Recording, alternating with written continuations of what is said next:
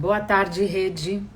Estamos aqui resistindo, fora Bolsonaro.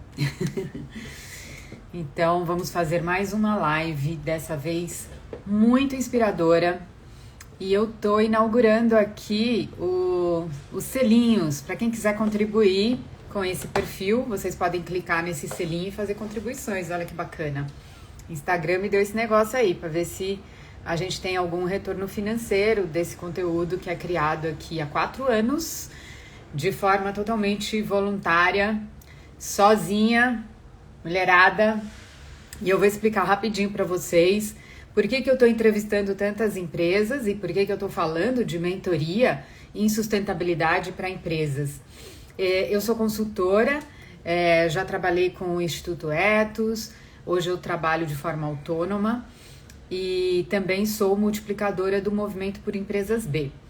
Então, eu estou há mais ou menos 8 anos trabalhando para colaborar, né, e apoiar empresas que queiram inserir estratégias de sustentabilidade ou que queiram inserir sustentabilidade na sua estratégia como um todo. Então, como é que a gente faz isso? Né? Sustentabilidade é um valor. Então, quando a gente coloca esse valor em tudo que a gente faz, a gente está começando a entender o que é sustentabilidade.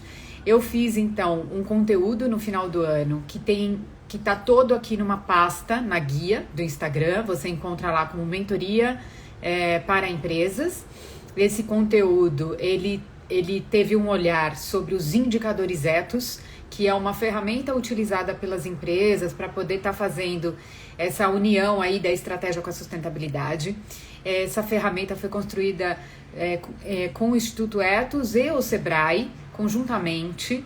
Então, é uma ferramenta muito adequada para pequenas empresas, né? Mas mesmo assim, cada empresa tem a sua particularidade. Às vezes é muito pequenininha e a gente tem que adaptar a pergunta que está lá no guia de indicadores etos Sebrae, né?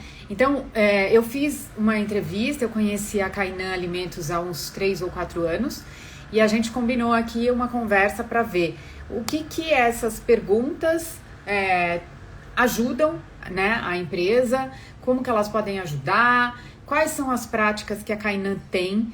Ele tem práticas muito simples, mas ao mesmo tempo muito aliadas, né, ao conceito de sustentabilidade. Então eu vou convidar o Jefferson para se apresentar aqui e para contar um pouquinho para a gente, tá? Lembrando que a mentoria para empresas está com inscrições abertas. Se vocês clicarem no link que está na minha bio, vocês vão entrar na minha comunidade e lá tem todos os links das mentorias que eu faço, de conteúdo que eu abro para vocês também, todas as minhas referências numa pasta. Enfim, tem vários links lá e o da mentoria para empresas está lá também. Então, vou chamar o Jefferson e ele vai contar esse que é muito gostoso escutar ele. Então, eu convido todo mundo para se inspirar nessa live. Esperando aqui. Opa! Boa tarde! Oi, Dani. Opa! Tá me Tudo ouvindo bem? bem? Tô te ouvindo Opa, bem. tudo Eu acho que ótimo. tem vários fãs teus entrando aqui, viu? Oh, eu sou fã de muitos deles, com certeza. A Ah, gente está com um pequeno delay, então eu vou falar devagarinho para chegar aí até você a mensagem. Te convido então, Jefferson, para se apresentar aí para as pessoas. Esse vídeo fica gravado, então se apresenta, fala um pouquinho então como é que surgiu a Kainan e o que ela faz hoje. Conta para a galera aí. maravilha. Bom, primeiro, boa tarde a todos. É uma honra para a gente estar participando aqui com a Dani, do Sustenta o Quê. Já faz tempo que a gente admira, né, o seu trabalho, viu, Dani? Tá, e é muito inspirador para a gente também, viu? E, então, aqui a gente tem uma pequena fazenda aqui no interior de São Paulo, chamada Fazenda Retiro Santo Antônio, tá, que meu pai acabou comprando aqui em 94, que era o sonho dele, né, poder voltar às origens da roça, né, depois de trabalhar 43 anos no banco. E eu morava em São Paulo nessa época, já tinha filho pequeno, né? Minha formação é engenheiro eletrônico, trabalhava de terno e gravata, essa vida bem paulistana. E com o passar dos anos, né, eu que sempre gostei muito de natureza, muito de mato, eu fui ficando angustiado, né, com essa vida no meio dessa selva de pedras e fui começando a querer mudar de vida, né? E aí que em 99, né, foram acontecendo muitas coisas na minha vida, sequestros relâmpago, viagem para Machu Picchu, e tudo isso acabou me fazendo, me convencendo a me mudar aqui para a fazenda, né? Uma opção de qualidade de vida. E aí, quando eu mudei para cá, eu queria fazer alguma coisa diferente, alguma coisa que tivesse um propósito e alguma coisa que fizesse bem para a saúde das pessoas, né? Era isso que eu tinha em mente.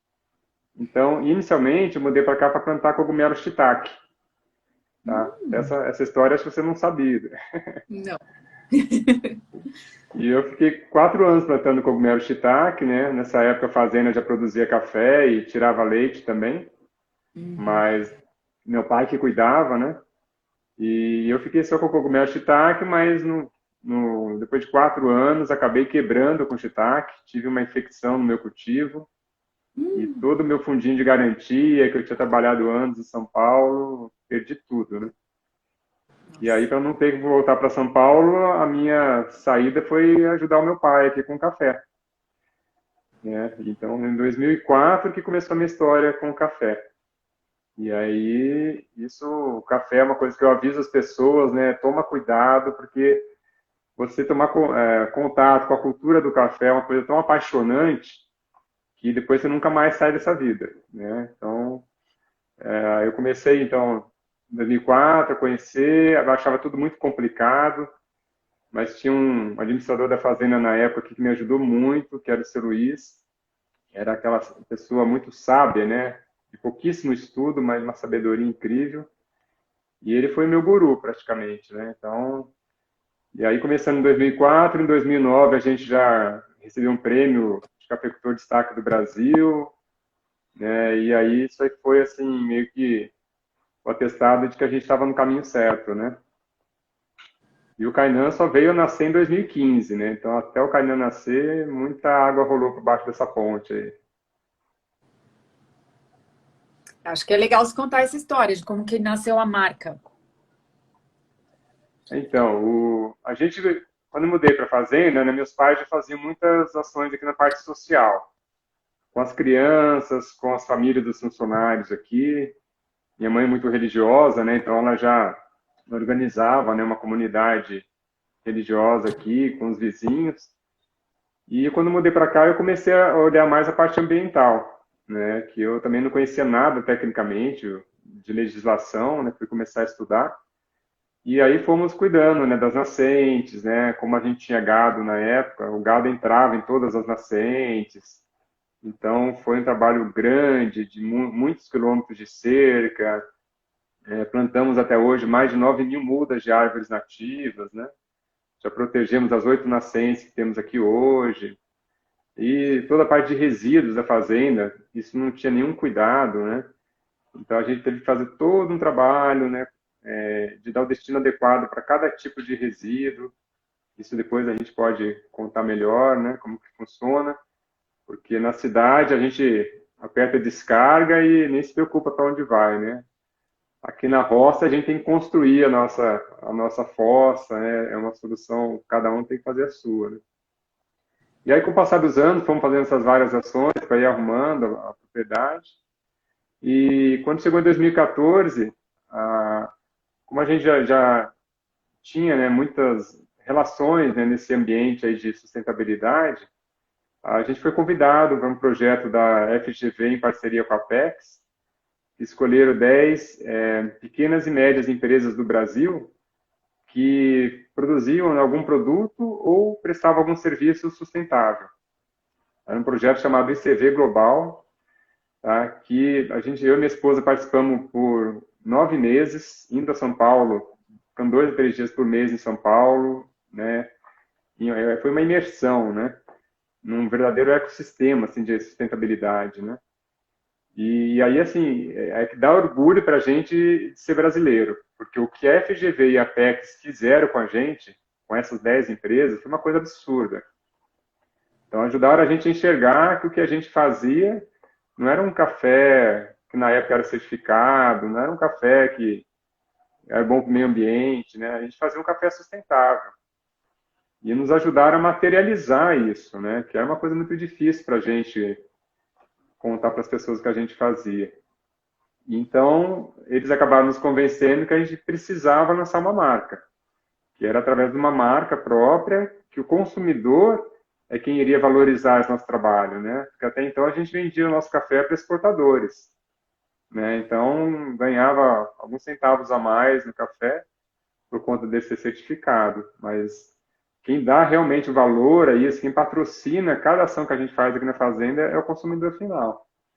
E aí que praticamente foi assim a gente, né, virou, né, deixou de ser patinho feio, né? Então, aí que a gente começou também a valorizar mais o que a gente fazia, quando a gente via que as pessoas davam valor, né? Porque produtor rural tem muito disso, né? Ele não se valoriza, né? Uhum. Então, quando começamos a receber turistas aqui, todo mundo aí começando a dar valor para o que a gente fazia, a gente começou aí a pisar no acelerador, né? Legal. Bom, você teve um caminho que eu coloco também na minha mentoria, que é primeiro reconhecer o que a empresa já faz. Isso é super importante. Eu queria te perguntar, Jefferson, se você conhece, né, ou conhecia os indicadores etos ou alguma outra ferramenta que ajuda a empresa a fazer esse reconhecimento da sustentabilidade nos seus negócios. Sim, conhecia, né, não de ter aplicado, né, isso aí de uma forma como ferramenta, né, mas já Aham. conhecia, sim, já nos guiamos, né, algumas vezes, assim, para dar uma olhadinha, né, passa alguns anos, a gente vai lá dar uma olhadinha, nossa, o que que a gente já fez a mais, né, o que que está Uhum. faltando ainda, mas dessa forma mais superficial, né, sem nos aprofundar mesmo, como espero um dia a gente consiga, né. Então, essas perguntas que eu fiz, né, e que tem aqui no meu conteúdo, elas têm como base os indicadores etos. Então, eu dei uma adaptada, né, coloquei exemplos, coloquei também como a gente pode adaptar essas questões, às vezes, como a gente fez, né, agora a gente vai contar aqui para as pessoas. Quando a empresa não tem funcionários, para fazer algumas ações, o que ela está fazendo, enfim, a gente consegue adaptar esse questionário. Então, eu diria que assim, a primeira pergunta, primeiro veio uma pergunta aqui interessante, que foi quando você criou a marca, por que do nome? Por que chama Kainan? Qual que é essa origem do nome? Então, isso é uma experiência sofrida, né? A gente dá nome para uma marca, né? Eu já tenho 3 filhos, né? E dar nome para filho é muito mais fácil, né? Porque nome de filho pode ser repetido, né? Então, a marca é aquela coisa que tinha que ter a ver com o que a gente faz e não podia ter ninguém ter registrado. Então, isso foi difícil. E aí a inspiração veio da minha esposa, né? Lendo esses livrinhos de nome de bebê e o significado. Então, ela viu o Kainan, que a origem é do Tupi-Guarani, e o significado é morador da floresta. Ai, que lindo. Tá? Então, aí, assim, quando a gente viu o significado, já adoramos a fonética, né? Uhum. Muitas vogais, né? Então, o significado aí encaixou como uma luva. Né? Legal. E ao longo desses anos todos que você está aplicando, né, o conceito aí na prática da produção de alimentos, né, o que é tão essencial para a vida, esse conceito de sustentabilidade foi mudando para você?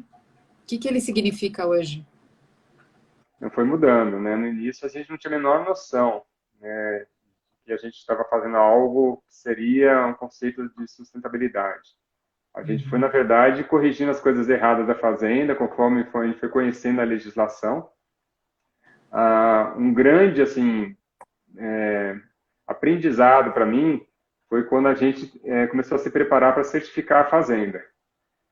Então, a gente recebeu uma ajuda, né, através do projeto do Sebrae, né, que 2 técnicos assim incríveis, né, assim, um trabalho quase de voluntários, e vieram nos orientando, mostrando o que estava de errado ainda, coisa que a gente precisava fazer antes de pleitear a certificação. Porque a gente queria uma certificação que tivesse afinidade com nossos ideais. Então, seria uma certificação socioambiental. Tá? E a certificação socioambiental de maior credibilidade no mundo para a área do café é chama Rainforest. Então, a gente aqui, logo de cara, tentar a Rainforest, então a gente ficou 3 anos nos preparando, então a gente precisou daí ir fazendo muitas melhorias na fazenda, tá? Tanto sociais quanto ambientais, e aí que a gente foi enxergando realmente o que era a sustentabilidade, né? Então, isso foi uma coisa que foi sendo preparada, moldada, né, durante de 2004 até 2010, praticamente, quando a gente conseguiu a certificação, né? E aí, a cada ano, nas auditorias da Rainforest, era assim, verdadeiras consultorias, né? A gente nem chamava de auditoria, porque é um povo que ele vem para ajudar, né? Eles têm a obrigação de encontrar os problemas, os defeitos, encontrar mentiras, né? Que encontra muito por aí. Mas a gente acabou se viciando em almejar o 100% de conformidade, né? Então, por 8 anos, nós fomos a menor fazenda do Brasil, certificada pela Rainforest, né? Certificada individualmente, né? Porque tem alguns sítios, fazendas certificadas em grupo. E aí a gente queria sempre 100%. Então, a gente chegou no nosso último ano, nós tínhamos 97% de conformidade. Cara. Então, isso para a gente era riquíssimo, né? Mas se você tivesse que explicar para alguém o que é sustentabilidade, como que você definiria? Para mim, sustentabilidade está em tudo, né? Então, para mim, a sustentabilidade é quando a gente deseja fazer para o outro o que gostaria que fizesse para a gente, né? Então, eu quero que você tenha uma boa saúde, então eu vou produzir o melhor alimento que eu puder para você, né? E para os outros, né? Eu quero que eu faça o melhor alimento para os meus filhos comerem, então é isso que eu faço para as pessoas, né? Então, eu planto árvores aqui na fazenda, né? Já foram mais de 9.000 nesses anos. O sequestro de carbono que essas árvores fazem, o oxigênio que elas produzem, não fica só aqui dentro da nossa fazenda. Isso vai causar um impacto regional, sabe lá para onde vai esse oxigênio, talvez até atravessa as fronteiras, né? Não tem uma cor assim para a gente poder enxergar. A água que atravessa a fazenda, a água que a gente produz aqui, a gente já fez essa análise, né? Eu entrego para o meu vizinho uma água mais limpa do que eu recebo. Isso para mim é 7 nascentes, demais. né? Você falou 7 nascentes. Quem É, sabe você também não consiga se beneficiar dessa nova lei, né, de pagamentos por serviços ambientais, que é uma nova oportunidade. Não foi muito bem aprovada, teve muitos vetos, está sendo muito questionada, mas esse era um caminho de reconhecer quem tem práticas sustentáveis, né? O caminho de reconhecer financeiramente quem está preservando o nascente, por exemplo. Isso seria um caminho político muito importante, né, para vocês, para nós, né? sim, eu acho assim, a gente faz por ideologia, mas para isso ganhar escala, né, é só o dia que o produtor estiver ganhando para isso mesmo, né? Como o exemplo que tem lá em Extrema, os produtores ganham mais para preservar uma área do que ganhariam se arrendasse essa área para gado, né? Então é mais interessante, né? Então, mas isso tem que juntar muita força política, interesses de empresas, né, privadas, né? Eu gostei do que você falou também, que é assim, a gente começou a fazer o que era certo. Que para mim, sustentabilidade está muito ligada a isso, a essa ética, né, da gente fazer o que é certo, porque é bom para você, é bom para os outros. E aí eu queria te pedir, te perguntar o seguinte, mas alimento sustentável não é só o orgânico? Como é que é essa questão? Não, então, eu adoro quando me fazem essas perguntas, né? Essa é a principal que eu respondo, né? Então, a gente produz, né, alimentos sustentáveis, né, mas não somos orgânicos, né? Então, é um conceito, né, que é natural, né, as pessoas até acharem que um é sinônimo do outro, né? Então, um alimento sustentável, ele não é orgânico necessariamente, e um orgânico, às vezes, pode não ser sustentável, né? Então, Quando a gente fala no sustentável, é um conceito bastante amplo, né, como a gente falou agora há pouco, que envolve ações sociais, ações ambientais, né? Então, a gente, por exemplo, né, registramos todos os funcionários da fazenda são registrados, fornecemos EPIs, né? A gente faz uma série de ações para a comunidade fora da fazenda. A gente tem um destino correto. Eu falo destino correto, mas depois a gente fala melhor, mas tem destino que infelizmente não depende de mim, né? Às vezes a gente acaba só fazendo uma transferência de responsabilidade, infelizmente. A gente procura dar um destino correto para todos os resíduos, né? Reflorestamento, mata ciliar, né? A gente recebe crianças com educação ambiental e por aí vai. E às vezes, se eu não fizesse nada disso, mas se eu simplesmente não usasse agrotóxico no cultivo do café, tá? Eu seria orgânico, né? Mas e se eu produzir sem agrotóxico, mas não registrar os funcionários, não recuperar minha mata ciliar, não dar o destino correto dos meus resíduos, será que eu vou ser orgânico e vou ser sustentável? Né? Então, isso é uma coisa que pode acontecer também, mas não necessariamente. Então, Uhum. a gente, assim, nosso cultivo, eu tentei ser orgânico em 2006, 2007, né? Como eu falei, eu comecei a ser cafeicultor em 2004, logo no início já tentei ser orgânico, né? Não preciso nem dizer que eu quebrei a cara, né? Uhum. Porque eu não tive a competência para ser, né? Infelizmente. Mas muitas coisas que deram certo, a gente manteve. Ano a ano, a gente vai conseguindo, né, alternativas aí para substituir algum agrotóxico. Mas ainda hoje, a gente usa assim, o mínimo possível, né? E quando é necessário usar, a gente usa aqueles menos tóxicos possível, né? Então, eu não sou orgânico não por falta de vontade, né? Mas realmente por não ter conseguido ainda competência, porque não é fácil, né? Principalmente quando a gente produz um café, que é uma cultura, uma planta que não é nativa do Brasil. Então, plantas que não são nativas do Brasil, elas estão mais sujeitas a doenças, a pragas, né? Então, é mais difícil que a gente plantar 3 pés de café no quintal de casa, né? E dá para ilustrar eles todo dia, né? Apesar da gente ser pequeno, né? A gente não tem essa capacidade, né? Achei ótimo você fazer essa explicação. Tem até uma pergunta aqui sobre a complementariedade desses dois conceitos. Então, ela perguntou: sustentável e orgânico deveriam ser complementares? Sim, são complementares, porque o orgânico, além dele não usar agrotóxicos, ele tem outras coisas que ele precisa cumprir, né? Ele tem que, por exemplo, cuidar dos resíduos, e é uma certificação. O que acontece? Quando o consumidor não conhece as práticas da empresa, é muito simples para ele ver um selo. Então, o orgânico, ele traz essa simplicidade através de um selo, e aí a pessoa fica sabendo que não tem, ou tem um mínimo, né? Porque tem um mínimo ali, tem acho que 2% de agrotóxicos que a empresa pode usar, mas é o mínimo mínimo, assim. E aí tem algumas outras práticas associadas a essa certificação. Mas como esse olhar, né, a gente precisa ter um olhar mais sistêmico e procurar conhecer o produtor daquilo que a gente compra, seja alimento ou outra coisa. Então, eu acho que as práticas da Kainan são muito exemplares em termos de sustentabilidade, embora ele não esteja hoje com certificação. Ele aprendeu tudo que ele podia com a certificação. A certificação tem um custo alto para as empresas, ela tem que ser renovada, às vezes, anualmente, ou no caso do Sistema B, por exemplo, a cada 3 anos, mas ela tem essa periodicidade e não, é um custo alto para o pequeno produtor, entendeu? Então é importante entender isso, né? Tá, acho que é isso que ela tinha perguntado. E aí eu Ô, Dani, queria. Fala. não só te cortar para eu não deixar de completar É. que a maioria dos produtores orgânicos, né, dos que eu conheço todos, eles Uhum. têm o trabalho da sustentabilidade como ideologia também.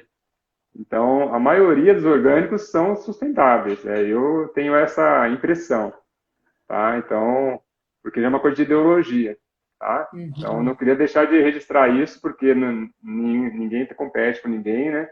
Mas ele já tem, a maioria do pessoal que se propõe a fazer orgânica, porque já tem isso como filosofia de vida, né? mas é caro para o produtor, né?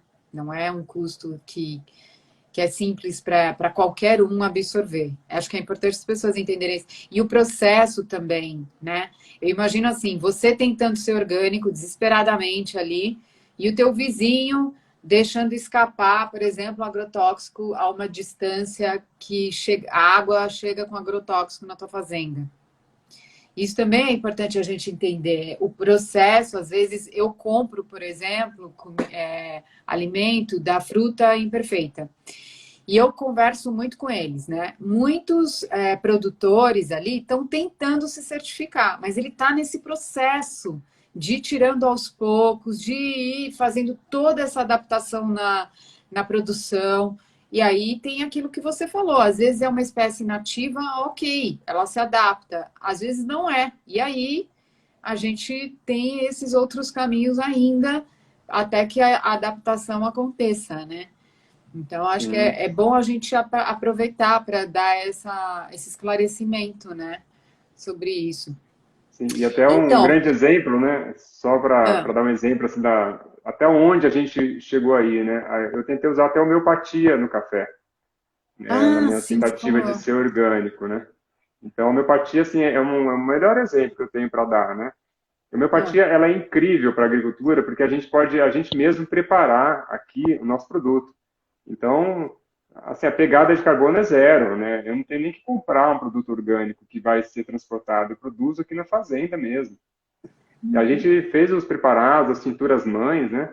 Fizemos um curso na Universidade de Viçosa, né? Quando ela veio fazer um treinamento aqui perto.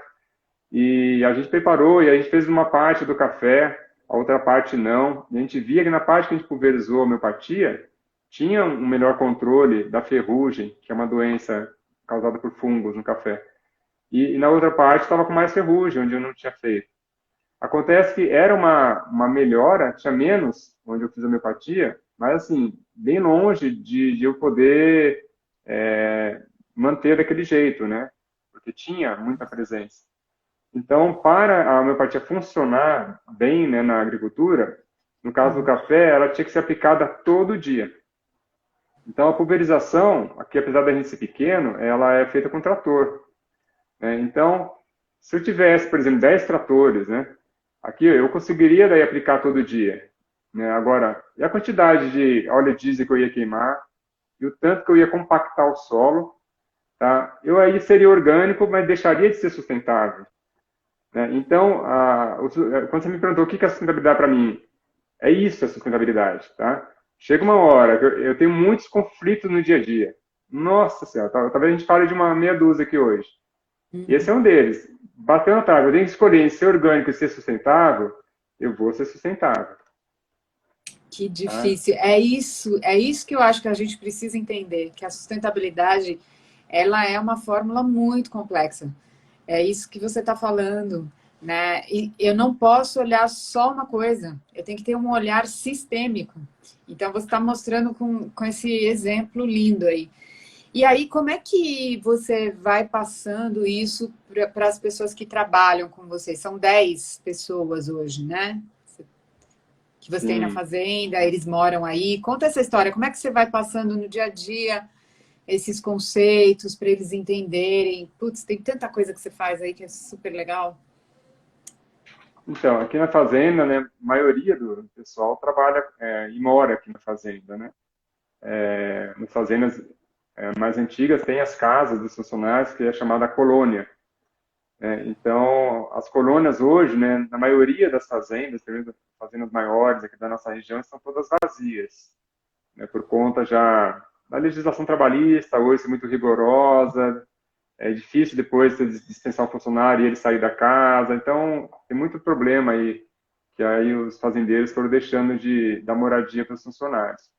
Mas a gente mantém isso até hoje, que eu acho riquíssimo, né? A gente conhecer as famílias dos funcionários que trabalham com a gente, tem muitos prós e alguns contras, né? Não é só mil maravilhas. Mas eu acho muito legal, então eu procuro dar o trabalho para a família inteira, se for possível. Então, desses 10 funcionários, são 3 casais que trabalham com a gente aqui, né? E uma filha de um deles. né? Então, e um desses 10 é o meu filho também, né? Então, O Lucas tá. o Lucas, isso. Né? Então, isso eu acho muito bacana, assim, ajuda a aumentar a renda familiar da família, eles conseguem se manter na roça, todo mundo tem seu carrinho, né? Vive bem, a gente incentiva eles a ter uma horta na casa deles, né? Então a gente dá o esterco para eles, incentiva a criar galinha, né? Então, como são poucas pessoas, né? E a maioria trabalha com a gente há muitos anos, né? Então, assim, a gente se encontra todo dia às 7 da manhã, né? No ponto, para a gente definir o que vai ser feito. E é um momento de brincadeira, de falar de futebol, de tirar sarro um do outro também, né? E aí que a gente parte para o trabalho. Então, nessas horas aí também que a gente tem um pouco de conversa num momento ou outro, que vamos falar para se cuidar com a pandemia, que vamos falar sobre o lixo, né? Então, isso a gente tenta fazer de uma forma natural, que não seja chata, né? Uhum. E no início, né, quando a gente almejava a certificação, a gente não tinha muito tempo para poder criar essa cultura neles. Então, eu Uhum. precisei bolar alguns mecanismos aí para quase que forçar eles a terem melhores práticas aí sustentáveis, principalmente nas casas deles, né? E eu sempre procurei, né, incentivar do que punir. Então, a gente acabou criando um plano aqui na fazenda, um plano chamado Moradia Sustentável e Alimentação Saudável. E aí eu ia na casa deles uma vez por ano, fazia uma inspeção, eu via, eles sabiam, né? Eles tinham uma tabela com tudo que eles ganhavam pontos e perdiam pontos. Então eu ia lá conferir se tinha lixo queimado. Lixo queimado não pode, ele não pode queimar nada aqui na fazenda. Então, se tivesse algum sinal de lixo queimado, perdia ponto. Eu conferi a caixa de gordura da cozinha deles, que a gente teve que instalar, né? Eles tinham que limpar essa caixa de gordura. Eu conferi a caixa d'água, se estava limpa, né? E chuveiro elétrico, via a potência do chuveiro elétrico. Então, tudo isso aí né, eles iam ganhando pontos. E aí, atingindo um nível de pontos, eles ganhavam, por exemplo, ganhavam benfeitorias nas casas, né? Então, colocação do forro na casa, podiam ganhar também a colocação do alambrado no quintal, que foi tudo itens que eles mesmos escolheram através de uma pesquisa que a gente tinha feito previamente, né? Então, isso tudo acabou incentivando, né? Eles a ajudarem a gente a melhorar as práticas no dia a dia. Então, e a gente dá um nome para isso que às vezes as pessoas acham muito complicado de fazer, que é engajar as pessoas, engajar todo mundo que lida com o negócio, que tem contato. Então, gente, esse é um exemplo de coisa simples. A gente perguntou o que seria bom eles receberem como benefício, aí a gente criou uma forma de beneficiá-los pelas boas práticas. Então, isso é engajamento, criando, né? Ele foi criando uma cultura de o que a gente chama aqui de sustentabilidade, mas é o fazer certo, né? E tem um negócio que também você me contou e que é muito estigmatizado. Essas palavras as pessoas morrem de medo, né? Ah, engajamento, como é que eu vou fazer isso? É o que você, né? Toma café, conversa e faz essas outras práticas. E você me falou que quando você contrata, você tem um código de conduta, né? Então, eu queria que você falasse um pouco disso. O que pode ser esse código de conduta para uma empresa pequena que tem 10 funcionários? Então, quando a gente contrata alguém, a gente conta um pouquinho como que a fazenda trabalha, né? E aí eu faço uma integração com esse funcionário novo, pego o primeiro dia, eu levo ele na fazenda inteira, né? Para conhecer cada canto, né? E aí a gente vai conversando como que é esse trabalho, como que a gente faz com o lixo. Ó, tem que falar para tua esposa, o lixo reciclado você põe no tambor azul, o não reciclado põe no tambor preto. Ó, não queima lixo de banheiro, não. Ó, faz isso, faz assado. E aí é muita coisa, né, para a cabeça deles. E normalmente o pessoal não tem, assim, muita escolaridade, né? Então, talvez o que eu fale para eles, eles vão acabar passando 10% para as esposas deles, para os filhos também. Então, a gente escreveu um código de conduta com todos esses direitos e deveres deles aqui. bem detalhado. Aí ele leva para casa, leva uma cópia para casa, para a esposa poder ler, para ele poder consultar de vez em quando, né, para tudo ficar bem transparente. Pois é, né? Soluções, quando a gente quer, a gente cria, né? E faz de uma forma simples. Eu pergunto também como é que você faz isso com os fornecedores. Eu acho que tem também uma história muito interessante para você contar. Como é que a gente leva, então, esse olhar de sustentabilidade para dentro da fazenda? Você contou, agora, quando eu começo a escolher um fornecedor, como que eu posso levar isso também? E quais são os dilemas, os desafios que você tem aí? Esse para a gente é um grande desafio, né? Isso é uma parte que a gente tem que melhorar bastante. Porque eu tenho uma grande dificuldade aqui, por a gente ser pequeno, né? Eu, né, não consigo ficar fazendo um trabalho assim de gerência, por exemplo, né? Eu tenho que ser bastante operacional também, né? Agora mesmo eu acabei de chegar do supermercado lá, tive que fazer como mercado para as coisas aqui de limpeza aqui do escritório, né? Então, isso faz parte do dia a dia. Então, eu gostaria de ter um dia uma pessoa ou ter mais tempo para a gente poder fazer um trabalho melhor com os fornecedores, de conhecer melhor, saber as práticas deles, né? E isso aí eu não tenho conseguido, não estou satisfeito, né, com o que eu faço Uhum. hoje. E a gente tem uma limitação, para a gente estar no interior, né, o nosso município aqui tem 6 mil habitantes. A cidade vizinha, que tem mais estrutura, que é Espírito Santo do Pinhal, já tem 43 mil.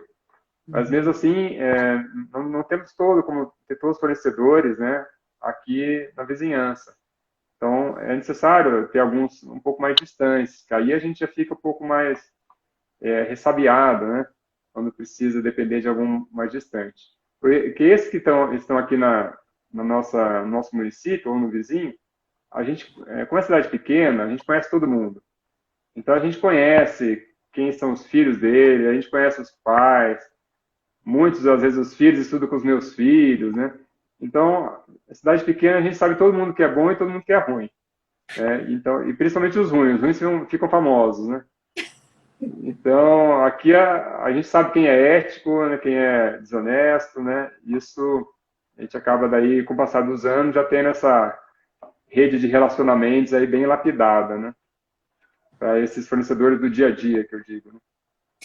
E isso foi engraçado, que quando a gente conversou, eu vejo muitas pequenas empresas ou até médias que não conhecem o principal fornecedor, por exemplo. Então é isso que a gente conversou. Ali ele tem essa possibilidade de conhecer, mas por outro lado, às vezes ele não pode escolher muito, né? Porque é o que está ali à mão, enfim, é o que tem, né?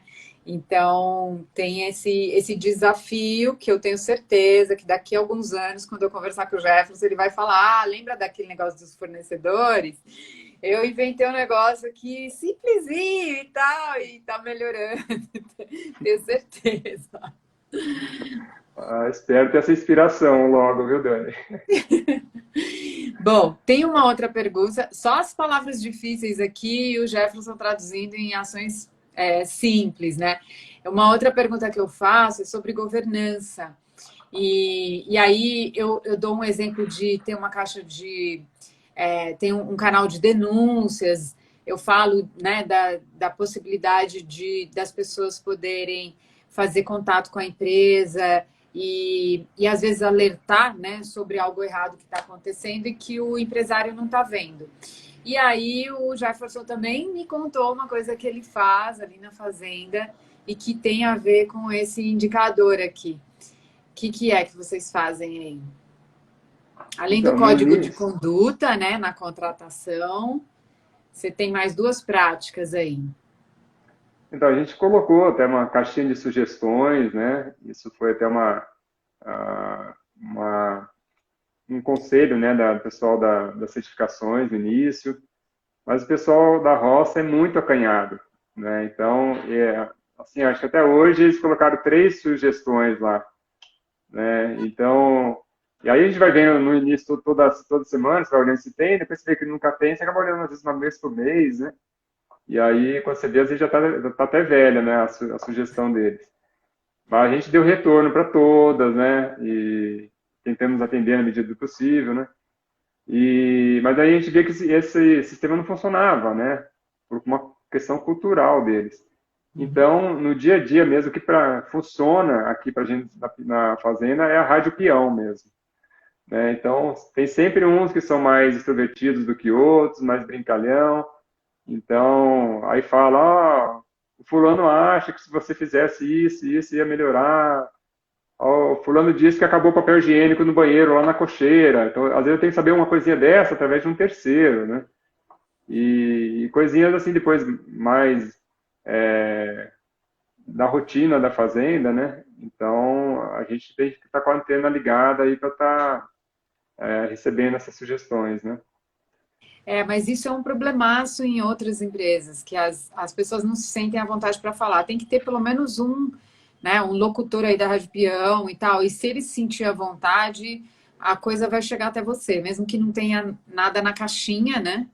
E isso é importante. Comunicação é um dos maiores problemas em empresas em geral, em termos de sustentabilidade. A mensagem não chega onde ela tem que chegar.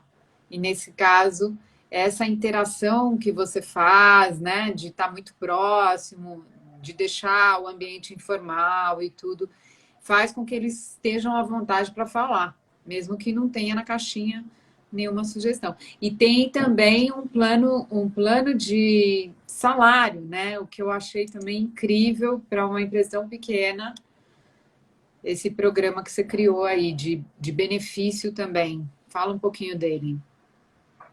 Isso era uma questão de tentar fazer justiça, né? Para os funcionários que já estão há mais tempo com a gente, né?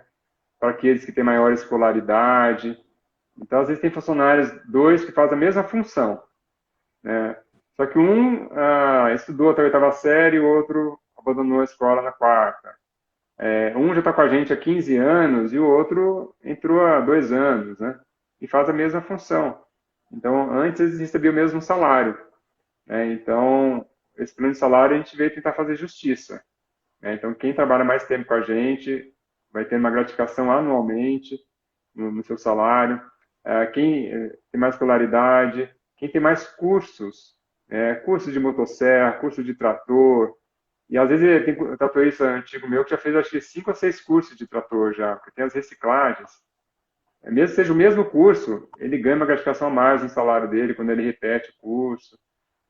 Então, e cursos extras também a gente valoriza. Então, até no início, quando o contrato funcionário, fala, se um dia você quiser fazer curso de corte e costura, você vai ganhar tanto a mais no salário por conta de ter um outro curso. Né? E tem algumas habilidades extras também que a gente também gratifica. Né? Então, às vezes, algum aqui tem alguma habilidade como pedreiro. Né? Eu não preciso ter um pedreiro trabalhando efetivo para mim. Mas às vezes quebra uma calçada, alguma coisinha simplesinha aqui, que se alguém tiver um pouquinho de noção, vai me ajudar a evitar contratar um pedreiro aqui mais caro, né? Então, saber fazer uma solda. Então, tudo isso aí a gente valoriza. E o plano de salário foi uma solução também para eu começar a acostumá-los a usar EPIs. Porque quando a gente foi certificar a fazenda, ninguém gostava de usar EPI. Quando eu ia aplicar algum agrotóxico, tinha as roupas, né? Então, ninguém gostava de usar, porque elas são muito quentes, né? E aí, no início, eu descobri por que eram quentes, né? E por que eles não gostavam. Quando eu fui passar no meu quintal uma vez, um mata-mata, ninguém lavava as roupas, né? Não tinha quem lavasse. Então, eles não podiam levar para casa deles e a fazenda não lavava para eles as roupas. Então, era uma coisa, assim, básica. Eu não tive coragem de usar aquelas roupas lá, fedidas, né? Então, a gente deu roupa nova para eles, roupas mais confortáveis, com almofada nos ombros, com ventilação. Fizemos um tanque aqui, com uma das funcionárias, começou a lavar as roupas deles. Né? E aí, todo mundo tem 2 roupas, usa uma hoje, aí essa roupa vai ser lavada, amanhã ele usa a roupa limpa. E mesmo assim, eles não usavam. Então, eu tive que colocar uma gratificação no plano de salário. Falou, isso foi em 2009, né? Você vai ganhar 10 do salário, usar os EPIs. Se eu te pegar durante o mês, algum trabalho que você foi fazer sem EPI, e são diversos EPIs, né? Às vezes é protetor auricular, óculos de proteção. Se eu te peguei fazendo algum trabalho sem EPI, você perde a gratificação no mês inteiro.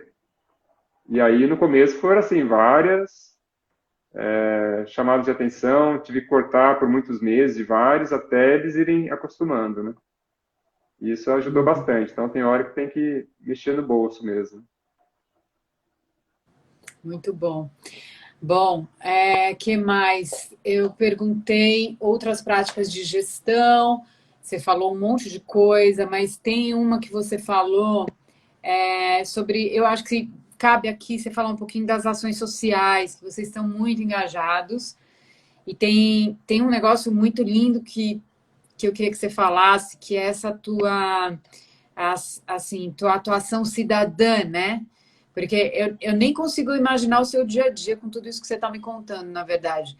E o café, que eu já olho e falo, bom, então esse café ele vai ter um preço 5 vezes maior do que um outro aí que eu conheço, mas não é, né? O teu café eu conheço, já, né? Comprei várias vezes e é a média que eu compro, assim. Então, queria que você contasse um pouquinho dessas outras ações sociais. Então, a gente, sim, eu participo, né, de algumas instituições, né? Eu acho muito importante para a gente que tem um pequeno negócio ou um grande negócio, a gente olhar para a comunidade ao redor, né? Então, a, eu acho que a gente tem uma missão social, né? Muito mais do que pensar em ter lucro. Então, por estar numa cidade pequena, é mais uma outra grande vantagem, né? Qualquer mínima ação que a gente faça, a gente enxerga o seu resultado. Se for uma boa ação, vai chegar um bom resultado. Se for uma má ação, você vai chegar um resultado negativo, né? Então, a gente recebe aqui as crianças na fazenda para educação ambiental, né? Levo eles para entender o que é uma mata ciliar, o que é um ciclo da chuva, conhecer um pau-brasil, né? Depois a gente faz uma formatura para eles, eu formo os guardiões da natureza, né? E aí, enquanto são crianças de escola municipal ou de projeto social, eu recebo gratuitamente, né? E aí, às vezes, a gente passa uma semana recebendo 4 turmas, eu fico a semana inteira só por conta deles. E às vezes são 150 crianças numa semana, né? Principalmente semana do meio ambiente, né? Semana da árvore, né? Que as escolas gostam de trazer. E aí, assim, às vezes é no dia seguinte, quando eu vou fazer alguma coisa na cidade, a, a, o pai ou a mãe de algum deles que veio aqui na fazenda já conta. Ah, a fulana chegou em casa já contando que a gente precisa separar o lixo reciclado, né? Gente, quando eu ouço uma coisa dessa, assim, de uma forma tão imediata, eu acho incrível isso, né? Você vê que você causou impacto e tantos outros aí que às vezes você plantou uma sementinha, né? Que eu falo, né? Que são as sementinhas do amanhã, né? Por isso que eu adoro aquela música lá do Erasmo Carlos, né? E são mesmo, a gente planta, basta alguém continuar irrigando isso para que isso depois dê frutos, né? Então, hoje já tem muitas crianças que me ajudaram a plantar as primeiras árvores aqui na fazenda em 2007, já são pais hoje, já têm filhos, né? E aí lembro ainda quando vieram aqui plantar árvore. Então, isso eu acho demais, né? Então, educação ambiental é uma das coisas. A gente recebe turmas de pessoas cegas aqui na fazenda. A gente faz um trabalho de turismo sensorial com os cegos, né? Então, isso é uma coisa que a gente foi convidado a participar, né? Um projeto da moça lá de São Paulo, e chamada Audi Veronese. Eu preciso sempre falar o nome dela, porque é uma coisa incrível. E as pessoas vêm aqui na fazenda, a gente leva eles para colher café com a gente, tá? Aí a gente explora o tato, o paladar, a audição. Então, tudo é feito para eles, né? E não existe muitas opções de turismo sensoriais para cegos. E a parte de cego, né? A gente sempre quis, né? Quando foi lançar o Kainan, fazer alguma coisa de acessibilidade, que era uma deficiência nossa aqui na fazenda. A gente nunca fazia nada, né? Até então. E aí eu decidi colocar o braille na embalagem, né? Achando que era muito pouco o braille, né? Quem vai falar que faz alguma coisa de acessibilidade só porque pôs o braille na embalagem, né? E aí nos tornamos parceiros da Fundação Dorina Novil para cegos, aí de São Paulo. Fui conhecer a fundação para saber se é um trabalho sério mesmo. Achei incrível. Eles fazem um trabalho de reabilitação das pessoas cegas, né? De dar independência para elas, né? Então a pessoa cega, quando não tem independência, ela entra em depressão. Então, tem muitas mulheres, homens que, por causa de diabetes, ficam cegos com 50 anos. Não dá nem para imaginar o que é isso, Tem né? um tio nessa situação. Olha só. Muito triste, porque a pessoa realmente entra exatamente nesse estado que você falou. Eu assisti isso, é muito triste, é muito triste. Então, e aí quando a gente recebia essas pessoas aqui na fazenda, muitos deles super independentes, aí a gente fala assim, gente, eu não sou nada nesse mundo, né? Porque desde criança eu tenho uma paura de ficar cego, né? Não sei de onde vem isso. Então, quando a gente pensou em fazer alguma coisa de acessibilidade, a primeira coisa que me veio à mente foi cego. Porque eu acho toda deficiência muito complicada, mas a visão é a mais fácil da gente perder, na minha opinião, né? Não sei se eu estou correto. Né? Mais do que audição, mais do que poder caminhar, falar, né? Basta um líquido quente nos olhos, você pode já ficar cego, um arranhão, né?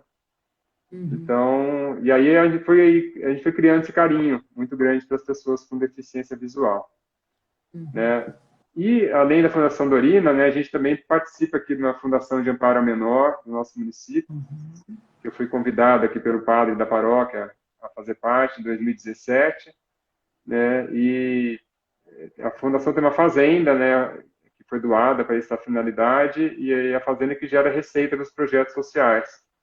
E o padre me convidou, falou: "Ó, Jéssica, você só cuida da fazenda, né? A fazenda é maior do que a nossa aqui. Nossa, dá bem mais trabalho. Não digo que dá mais trabalho, né? Porque tem uma equipe muito boa, né? Mas estamos lá, né, nessa luta também, e com a fundação a gente faz projetos, né? Foram paralisados com a pandemia, mas eram projetos, a gente atendia mais de 100 crianças, né? Um projeto de informática, cursos profissionalizantes, curso de AutoCAD, já tínhamos iniciado um coral, tínhamos um projeto de judô, também incrível, né? E isso aí tudo dá muita satisfação para a gente, né? Saber que a gente está podendo contribuir e num município de 6 mil habitantes. Então, a fundação ela atendia cento e poucas crianças, no município de 6 mil habitantes. É quase 2% da população. Muita É o coisa, né? equivalente a uma fundação aí em São Paulo atender 200 mil crianças. É muito É, impactante. que legal. E que esforço, né? Putz, grila, eu fico, não, eu realmente fico muito surpresa. Eu olho e falo, meu, não estou fazendo nada. É essa sensação que eu tenho. E você tem mais uma associação que você participa, que é do café, não é? Ou é alguma associação local? O que que era? Eu já fui presidente da Associação de Produtores, né, aqui do De nosso município. produtores. Não sou mais, mas já fui.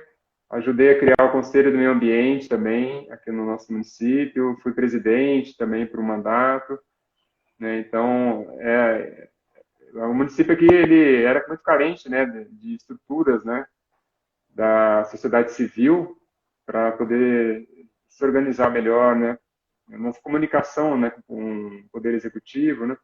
Uhum. Então, essas associações, esses conselhos são fundamentais para isso, né. Pois é, eu queria muito chamar a atenção disso, porque hoje a gente não pode falar a palavra política que as pessoas saem correndo, mas esse tipo de ação é política, né? Porque é organizar a sociedade para ela se conversar e se entender e construir as melhores políticas e ações dentro da localidade, né? Tem uma pergunta aqui que eu acho que, eu não sei se essa pessoa chegou no começo, talvez tenha entrado agora, perguntou se a empresa já teve o break-even, mas a Kainan é antiga já, né? Então, não sei em que momento você teve né, esse ponto de virada, né? Paguei as contas do investimento e estou começando a lucrar. Não sei que momento. Olha, esse momento eu não sei se vou ter algum dia, viu? Porque a gente está o tempo, tudo que entra sai, Dani, tudo que entra sai. A gente Investindo. só se reinveste, reinveste, reinveste. E tem ano que fecha negativo, né? Tem outro ano que fecha positivo. E a gente, sim, vamos olhando no passar dos anos, graças a Deus, a gente está num crescimento, né? mas não que isso seja uma coisa constante, porque a gente depende muito, né? Aqui não é uma fábrica, né? Que faça chuva ou faça sol, você consegue ter aquela produção constante, né? Não pode faltar energia elétrica, né? Numa fábrica, né? Aqui não, né? Aqui, se chover demais, prejudica. Se faltar chuva, prejudica. Se cair chuva de pedra, prejudica. Se a temperatura estiver alta demais, na média, como vem acontecendo, prejudica, né? Então, isso que a gente fala prejudica produtividade, dá mais doenças, dá mais pragas, isso aumenta custo de produção. Esse ano, por exemplo, a gente planta milho, né? Que a gente faz um fubá aqui, meio diferente, no moinho de pedra. E o milho a gente planta em outubro. Fez uma seca tão longa o ano passado, né? Acho que a maioria deve se lembrar, que em outubro, a terra lá onde a gente plantou milho, ela parecia um deserto. Tá? Não tinha como plantar milho, a gente não tem irrigação. Então, aí depois em novembro, não parava de chover. Choveu quase todos os dias do mês. Não tem como a plantadeira, o trator entrar na lavoura. Aqui tá chovendo tipo, até a semana passada, até antes de ontem. Essa chuva de dezembro tava todo dia, mas não é uma coisa que enche represa, sabe? É uma chuva Sim, de só verão, para assim. dar uma refrescada. Mas é Mas muito aí, bom chamar a atenção disso tudo que você falou, que são efeitos das mudanças climáticas, né?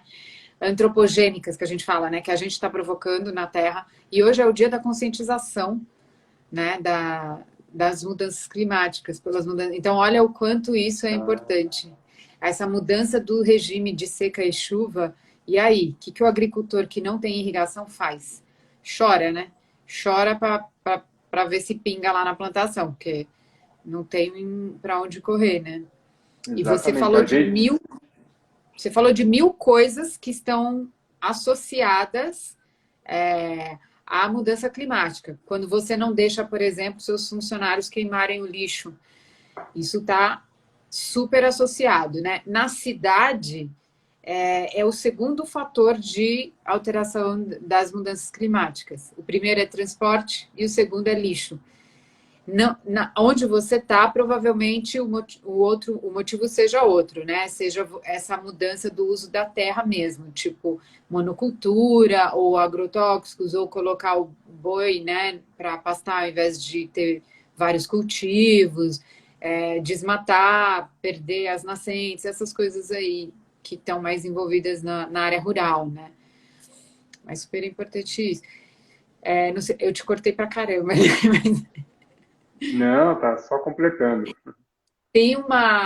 a gente falou de mais duas coisinhas que eu não queria deixar de citar, que estão associadas à qualidade, inovação. Então você falou, eu peguei, fiz uma embalagem, coloquei o braille na embalagem, mas tem outras coisas na sua embalagem e na sua entrega também, que também tem a ver com tudo isso que a gente está falando, sustentabilidade, né? Jogando num termo mais genérico, sustentabilidade. Conta aí o que mais você faz. Então, o momento do nascimento do Kainan foi um sofrimento para a gente, né? Porque já começou pelo nome da marca, né? Que a gente já falou que não foi fácil. E aí, quando estava se aproximando já, né? Da gente ter que definir uma embalagem, a gente, assim, sofreu muito, porque a gente queria, né? Fazer uma embalagem mais sustentável possível, né? Então, a gente acabou optando uma solução em caixinhas de papel craft, que é reciclável. Até aí eu acho nada mais que obrigação, né?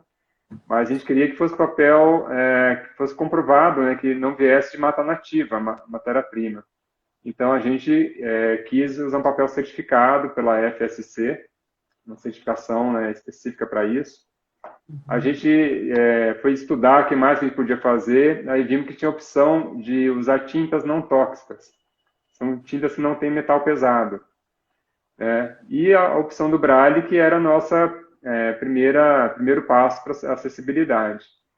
E aí, quando a gente passou isso para a agência, que acabou nos adotando, né, inclusive, né, porque eles vieram fazer uma filmagem uma vez aqui na Fazenda, e depois a filmagem fez um grande sucesso para eles, e uma agência super renomada, né, no ramo de café, e eles quase que nos deram de presente, né, a arte da embalagem por conta dessa gratificação, né?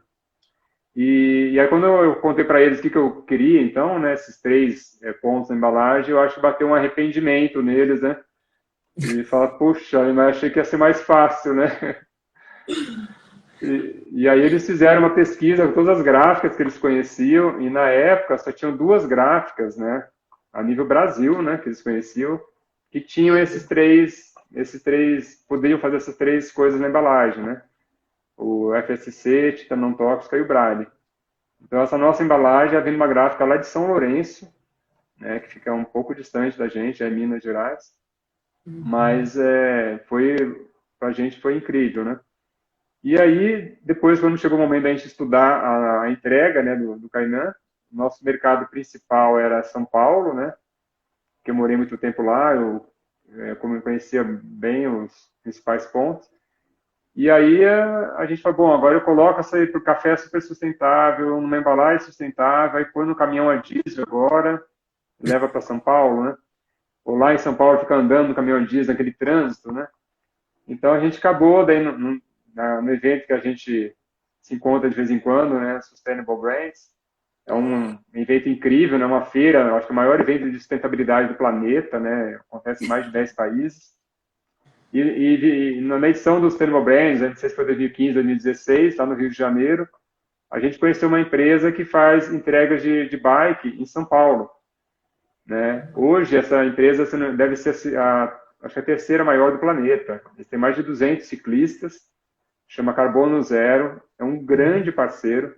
Então, nós temos um estoque, fica lá em São Paulo, lá com eles, e aí, quando sai algum pedido de algum cliente, a gente passa a nota para eles e eles fazem a entrega de bike. Quando são pedidos maiores, aí eles usam scooters ou um furgão elétrico que eles importaram e aí fazem entrega com veículo elétrico. Olha, eu não sabia desse furgão. É, E aí, a gente ainda vai melhorar isso ainda. Nós vamos ainda dar mais uma Sim, cerejinha nesse bolo aí. Que a gente está conversando aqui sobre a neutralização do carbono do frete que não consegue entregar com a bike. Assim. Bom, me fala só, quando a gente fala de diversidade, é, como que isso se aplica aí na fazenda? Você falou que tem uma associação, tem uma aliança das mulheres no café e tal, mas tem um processo que você faz de seleção que é incrível também, e aqui é tudo muito tecnológico, né? Aqui todas as soluções têm que ser tecnológicas, mas aí vem, a gente chama o Jefferson, e o Jefferson traz uma coisa simples para fazer o processo seletivo inclusivo. Como é que é, Jefferson? então, para contratar a pessoa aqui do escritório, né, que são só duas pessoas que me ajudam aqui, é diferente de contratar uma pessoa para a roça, né, que a gente já tem mais contato, só de conversar com a pessoa e fazer duas ou três ligações, assim, para os ex-trabalhos que eles passaram, a gente já consegue saber se vai se encaixar. O escritório, para mim, sempre era uma coisa mais difícil, esse perfil dessa pessoa, né. Então, por olhar currículo e tudo isso, a gente não acertava, né? Então, eu acabei precisando, a gente teve que se reinventar, né? Porque é muito complicado para mim. É uma pessoa que, como a gente é só eu e mais duas pessoas, uma pessoa que fica aqui até ela aprender o serviço e tudo, vai uns 6 meses. E depois de 6 meses eu perceber que essa pessoa não encaixou, eu perdi 6 meses, assim, né? E o nosso tempo, assim, é muito precioso. A gente tem que treinar outra pessoa, é difícil. Então, eu falei, eu não posso errar, né? Eu não posso errar. Então, a gente bolou um sisteminha que eu não peço mais para as pessoas mandarem currículo, eu peço para elas me mandarem uma carta escrita à mão. Então, eu faço propositalmente um texto bem longo no Facebook, tá? E falo qual que é o perfil, não interessa o seu sexo, não interessa a sua crença religiosa, tá? Se torcer para o São Paulo, ganha uma estrelinha, tudo bem, né? E faço o texto bem longo e lá no final eu falo, para participar do processo, envie uma carta para o endereço tal. Essa já é a primeira etapa, porque muita gente pega, manda um e-mail com o currículo. Então, assim, já está fora. A pessoa não leu aquele texto gigantesco que eu coloquei. Eu preciso saber se a pessoa entende a leitura, né? Tem interpretação de texto. Isso aí já é um primeiro crivo da minha seleção. Quando chega a cartinha, eu peço para colocar na cartinha, fale sobre você. O que você gosta de fazer, o que você entende por sustentabilidade. E aí Nossa! a gente vê se a pessoa tem mania de raciocínio, né? E eu peço, não mande foto, tá? Para não, mesmo que seja às vezes inconsciente, às vezes a gente se induzir por uma aparência, É. né? Então eu quero ver a escrita mesmo, né? E aí a gente seleciona uma meia dúzia para fazer uma entrevista, né? Ainda tem meia dúzia que passa, hein? Bom, eu fico muito grata. Eu acho que a gente falou tudo, mesmo que fugiu um pouquinho da ordem aqui, mas acho que a gente conseguiu chegar em tudo. Não sei se você quer complementar alguma questão sobre, já que hoje é o dia da conscientização sobre as mudanças climáticas, mas você falou lá no comecinho sobre as nascentes, você falou da homeopatia. Não sei, talvez uma questão que fica para mim pessoalmente é como que a gente chega nessa medida ideal, né? Quando você fala eu uso o mínimo de agrotóxicos possível, o quanto é isso se a gente comparar com uma marca dessas mais famosas assim que a gente vê no mercado? Eu sei que o seu café não pode ser comparado com isso, porque não tem essas outras práticas, né? Mas quando você está numa gôndola, você tem uma visão meio misturada das coisas ali, né? Se eu pegar uma média de mercado e pegar a Kainan, como que fica esse percentual no uso desses agrotóxicos aí, defensivos, sei lá, como que você prefere chamar? Dani, com as outras marcas eu não seria justo fazer uma comparação, né? Eu vejo pelo que é a média do manejo, né, das Uhum. propriedades aqui da nossa região, Legal. né? Legal. E lembrando que o Brasil é um país muito grande, né? E então, assim, na agricultura, né, em produção de café, o pessoal costuma usar muitos produtos preventivos. Já Uhum. aplica os produtos no solo, que o café vai ficar 6 meses sem ter aquela doença que eu falei que é a ferrugem e Entendi. outras. Então, antes de entrar a doença, o pessoal já aplica. A gente aqui não faz nada preventivo, então a gente espera ver se vai dar doença. Tem ano que não tem o café não pega todas as doenças todo ano. Uhum. Então, eu não preciso sair aplicando já para blindar o café contra a doença, né? Então, Uhum. eu sei que a gente deve usar, assim, talvez um terço, né, dos produtos que são usados aqui na nossa região. Tá? Na região do Cerrado, é uma região que ela não era inicialmente uma região propícia para a cafeicultura, ela foi transformada pela ação do homem, né? O homem fez um milagre lá, né? Lá era só areia, né? E lá é uma região muito mais quente, né? Ela tem mais problemas aí com algumas pragas do café. E a gente ouve dizer que tem produtores aqui que tem terra lá também, que lá é preciso ter Nossa, um uso de uma maior quantidade de agrotóxicos para conseguir ter uma boa produtividade, entendi. né? Então, eu não consigo Varia, assim, me comparar muito, mas a gente sabe que a gente usa bem menos, né? entendi. E aí, então, vamos deixar um recado com os produtos que você vende, onde as pessoas podem encontrar uma mensagem aí final. Eu deixo só o meu assim enorme agradecimento. Espero que as pessoas vejam essa live. Eu gostei muito, muito da nossa conversa. Então, fica aí a mensagem por sua conta. Não, obrigado, Dani. Só tenho que agradecer também, né, a confiança, né, pelo nível, né, das pessoas que você tem entrevistado. Eu estava me sentindo assim um peixinho fora d'água, né? Ah, tá bom. Mas, Vai mas ter fico. estrelinha aqui. E assim, eu deixo o convite, né, para todo mundo que quiser nos visitar. A fazenda é aberta para o turismo. Momentaneamente, nós estamos fechados, né? A gente nem segue muito as fases vermelhas, roxas. A gente se auto-fechou já faz algum tempo para prevenir e proteger a família da gente. Mas a Uhum. gente vai reabrir, esperamos que em breve, né? E estamos até aproveitando para fazer muitas melhorias aqui E aí a gente faz um tour pela produção do café com os turistas, pela produção desse nosso fubá, que é feito em moinho de pedra. Tá? Eu gosto de guiar pessoalmente todo mundo, quando possível. Tá? Então, vai ser um prazer grande poder recebê-los. Eu não vejo a hora de abrir a fazenda de novo para receber as pessoas, porque o que a gente mais gosta de fazer, vocês perceberam, que é contar história, né? Então, quando a gente está ao ar livre, no meio do café, poder contar história, aí eu me realizo, né? Fala da Tá? toca, o Lucas está pedindo. Ah, o Lucas é meu filho, ele é o marqueteiro do Kainan. Então, a gente está construindo, né, o que será a toca do Kainan. Então, vai ser um local aqui na fazenda, né, para receber melhor as visitas, né? E vamos ter, né? Vai ser uma espécie de cafeteria, vamos servir um café colonial, um lugar muito preparado para receber o pessoal de bike, que aqui na região tem muita gente que faz os passeios de mountain bike e a fazenda fica no meio de uma das principais rotas, né? Então vai ser um lugar bem agradável aí para todo mundo, tá? E aí em São Paulo, né? Eu sei que muita gente está em São Paulo, os produtos da gente Isso. estão na Casa Santa Luzia, no Instituto Atala, do Alex Atala, né? Que fica lá no Olha, Mercado de Pinheiros. O nosso fubá, né? chiquérrimo. O fubá nosso já fez parte do cardápio do Alex Atala. Eu tive o grande privilégio de ter lançado o fubá por um incentivo dele, no encontro que a gente teve. E deixo o registro aqui que é uma pessoa incrível, incrível. É isso,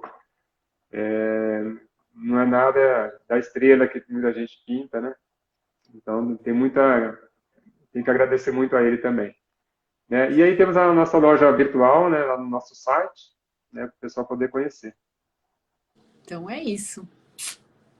Parabéns, Então, muito obrigada. Tomara que vocês possam abrir novamente e a gente divulga aqui para a galera da bike. Conheço muita gente que faz essas rotas aí. Beleza? maravilha, Dani. Muito obrigado, viu? Boa tarde, bom restinho de semana para todo mundo aí. Valeu, beijo.